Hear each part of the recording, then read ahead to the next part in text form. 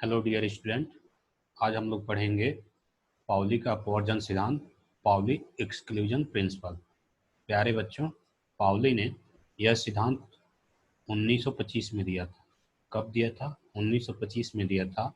और अपने सिद्धांत में उन्होंने क्या बताया था कि किसी भी परमाणु में किन्हीं दो, कोई भी जो दो इलेक्ट्रॉन ले लो, किसी भी परमाणु में दो इलेक्ट्रॉनों की चारों क्वांटम संख्याएं मीन्स एन हो गया, एल हो गया, एम हो गया और एस हो गया। ठीक है, चारों क्वांटम संख्याएं समान नहीं हो सकती। किन्हीं किसी भी एटम में उपस्थित किन्हीं दो इलेक्ट्रॉनों के लिए चारों क्वांटम संख्याएं, जैसे इसके लिए क्वांटम संख्या कुछ होगा और इसके लिए आएगा एन, एल, एम और एस। दोनों के लिए अगर हम क्वांटम संख्या निकाल लेंगे, ठीक है, तो उन्होंने जो बताया था उसके हिसाब से अगर देखा जाए तो चारों क्वांटम संख्याएं कभी भी समान नहीं हो सकती। मान लीजिए अगर तीन समान हो जाए तो चौथा क्या होगा? अलग होगा। ठीक है, डिफरेंट हो जाएगा। स्पिन क्वांटम नंबर क्या हो जाएगा? अलग हो जाएगा। जैसे एक का आ जाएगा +1/2 और दूसरे का आ जाएगा -1/2। ठीक है, उन्होंने क्या बताया था कि no two electron in atom can have same value of all the four quantum number.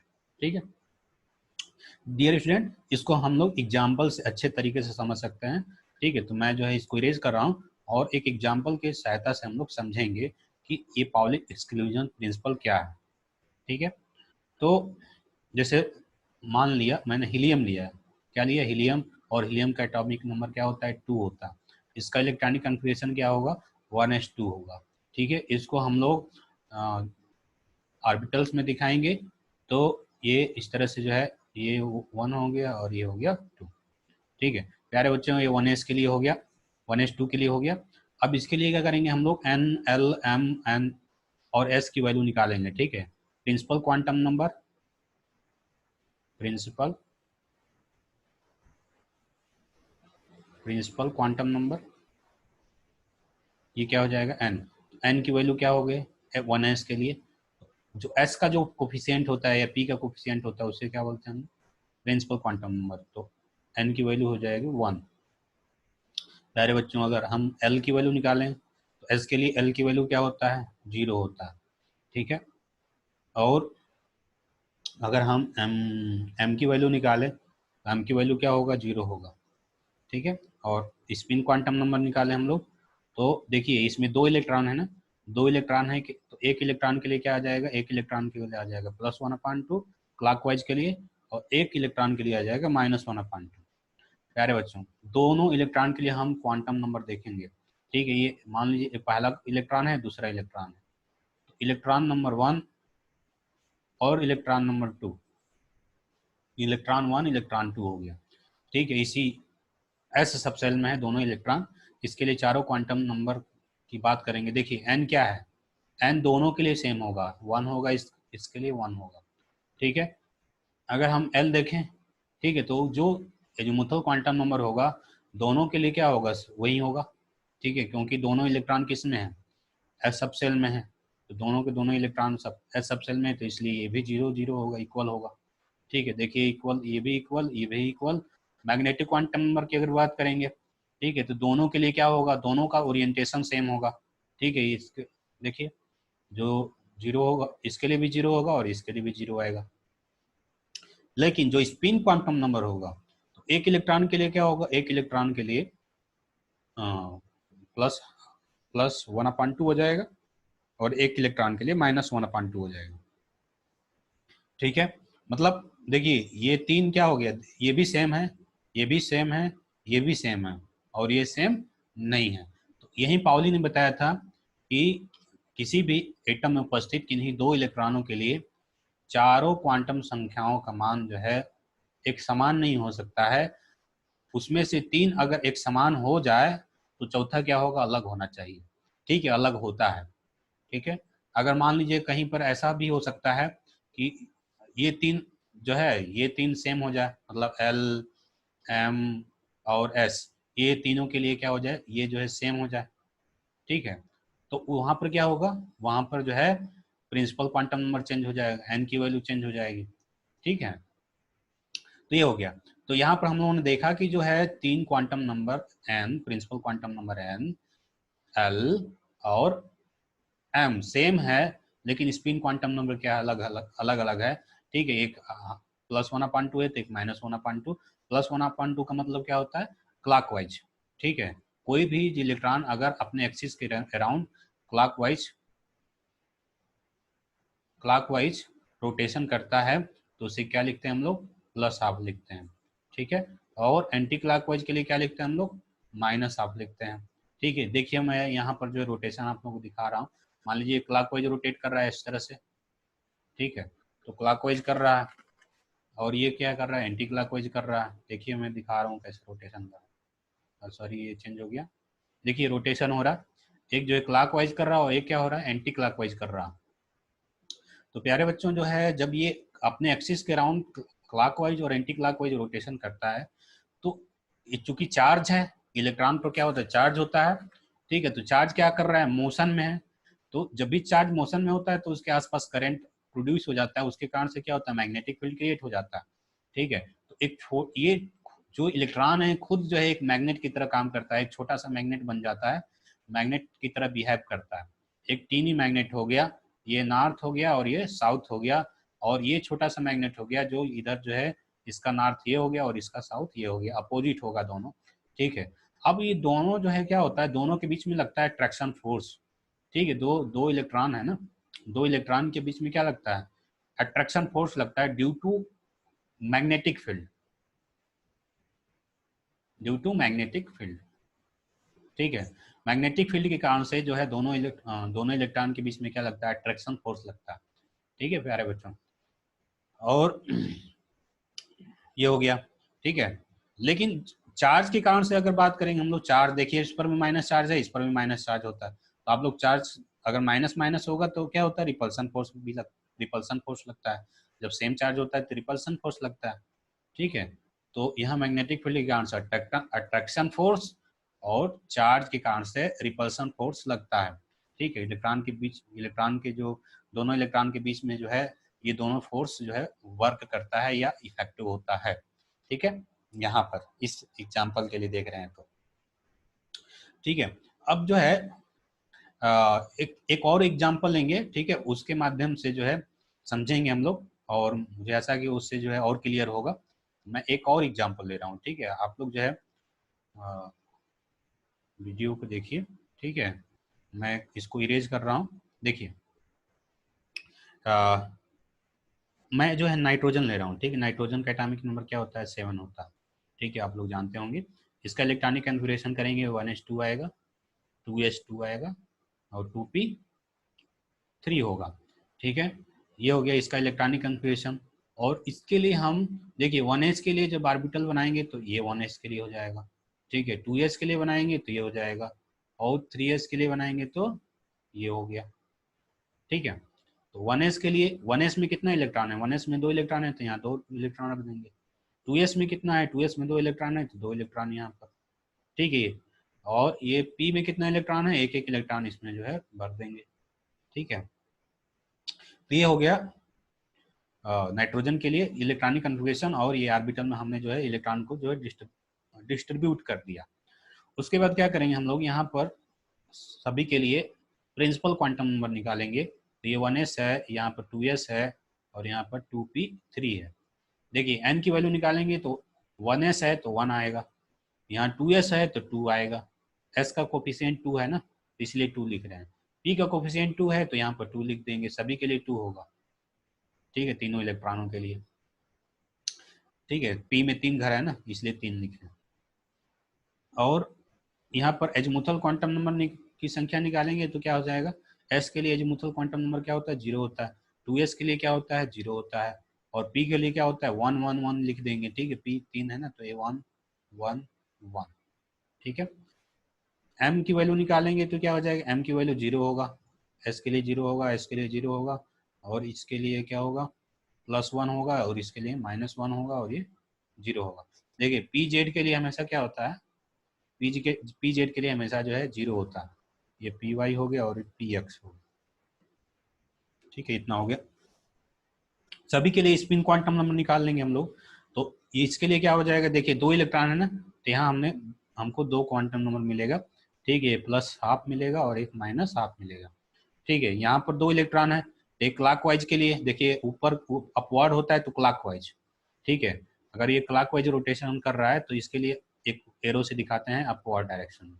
अगर कोई जो है इलेक्ट्रॉन एंटी क्लॉकवाइज रोटेशन कर रहा, ठीक है, तो इसको जो है नीचे की तरफ से नीचे डाउनवर्ड एरो दिखाते हैं इस तरह से।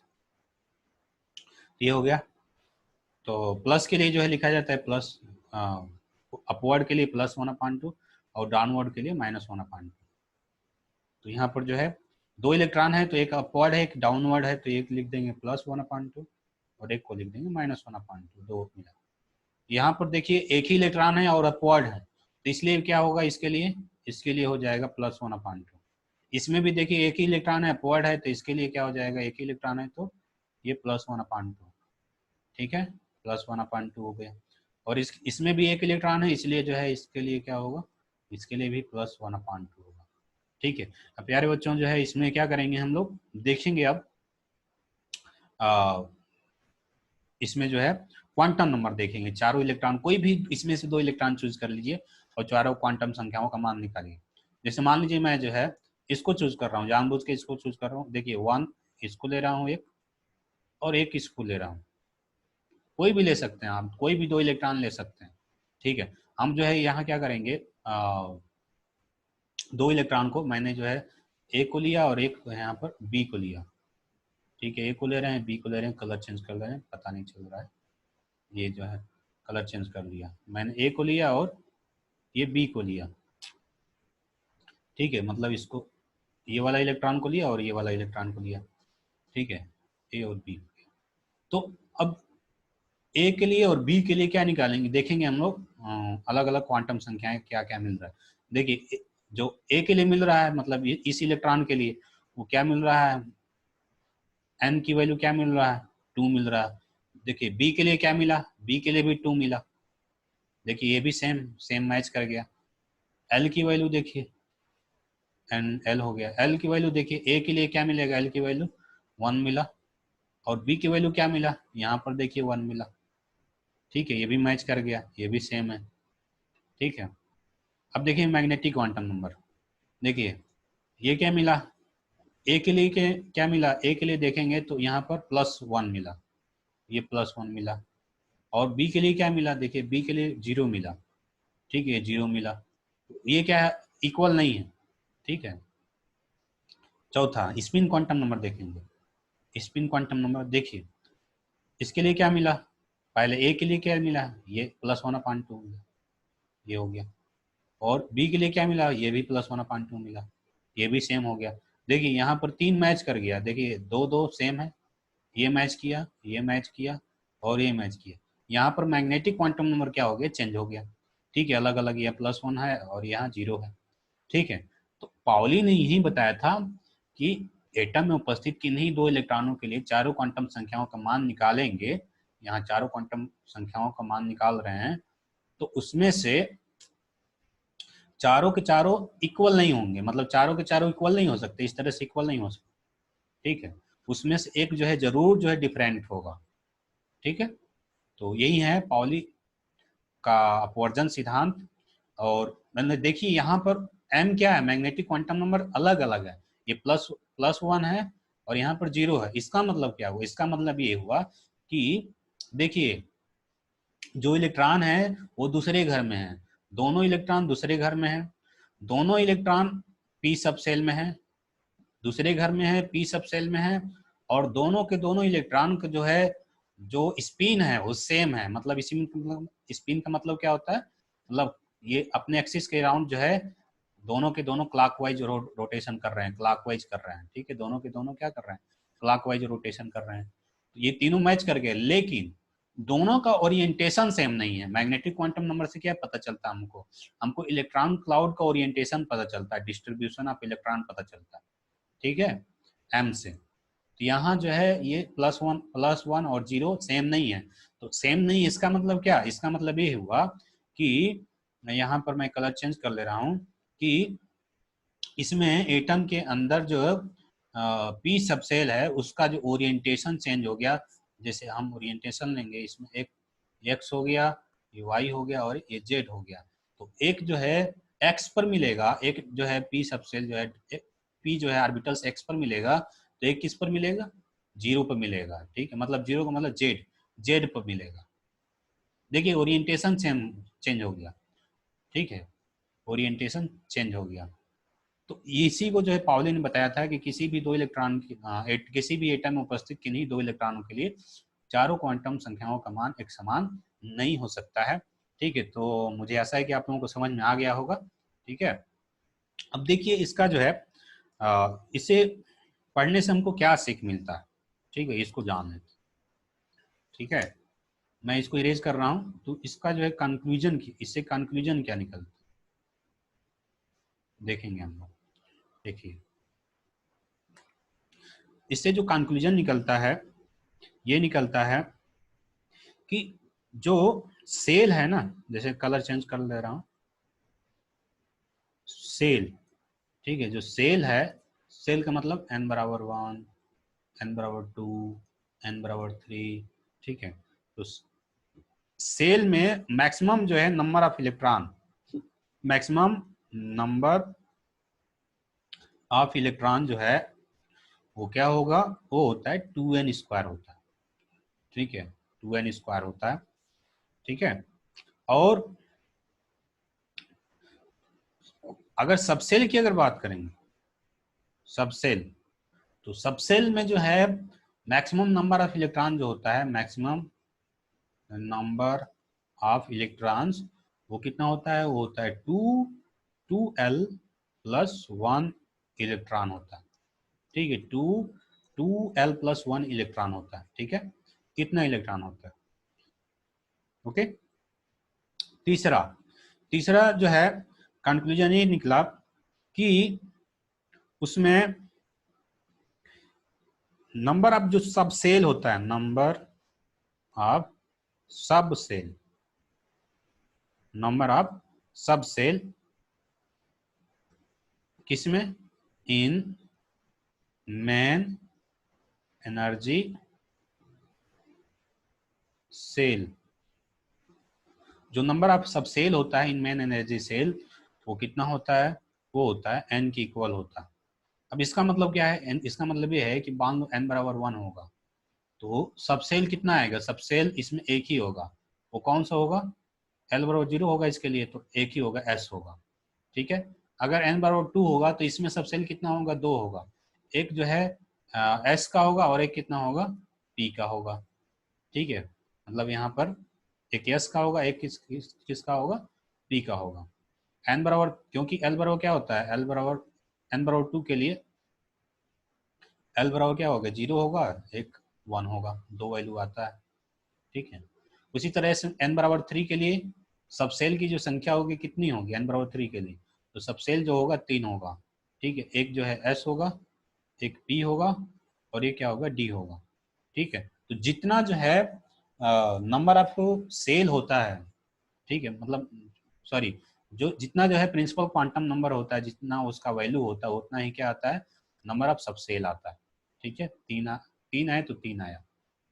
ठीक है, तो इस तरह से हम लोगों ने देखा। और चौथा एक और कंक्लूजन है, उसको भी मैं बता दे रहा हूँ यहाँ पर, कि जो नंबर ऑफ जो ऑर्बिटल होता है, नंबर ऑफ जो ऑर्बिटल्स होता है, ठीक है, किसमें, इन मेन एनर्जी सेल। ठीक है, जो नंबर ऑफ ऑर्बिटल होता है मेन एनर्जी सेल में, वो किसके इक्वल होता है, वो होता है equal equal to N square, मतलब एन स्क्वायर के इक्वल होता है, अर्थात number of orbital equal to क्या हो जाता है, एन स्क्वायर। अब देखिए इसका मतलब क्या है, जैसे मान लीजिए एन की वैल्यू 1 ले लो, तो इसमें नंबर ऑफ ऑर्बिटल क्या होगा, एन नंबर ऑफ ऑर्बिटल जो होगा वो 1 का स्क्वायर होगा, मतलब 1 ही आएगा। वो किसका होगा, ऑर्बिटल्स, 1s का होता है, 1s में देखिए 1s में क्या एक ही ऑर्बिटल्स मिलता है, ठीक है, इसी घर में 2 इलेक्ट्रॉन रहते हैं, अपोजिट स्पिन, जो अब जिसका अपोजिट स्पिन होता है। आगे देखेंगे इसमें जो है अगर n बराबर 2 कर दो तो इसमें जो है ऑर्बिटल कितने मिलेंगे, नंबर ऑफ जो ऑर्बिटल्स होंगे कितने मिलेंगे, वो 2 स्क्वायर मिलेंगे, 2 स्क्वायर मिलेंगे, मतलब 4 मिलना चाहिए, ठीक है, जो नंबर ऑफ ऑर्बिटल मिलना चाहिए 4 मिलना चाहिए। तो n बराबर 2 के लिए जो ऑर्बिटल्स मिलता है, n बराबर 2 के लिए जो ऑर्बिटल्स मिलता है, यहाँ पे ले रहे हैं n बराबर 2 के लिए जो ऑर्बिटल्स मिलता है वो कितना मिलता है, 4 मिलता है। कैसे मिलता है देखिए, l बराबर क्या होता है, 0 और 1 होता है, s भी होता है इसमें और p भी होता है। तो ये 2s हो गया और ये 2p हो गया।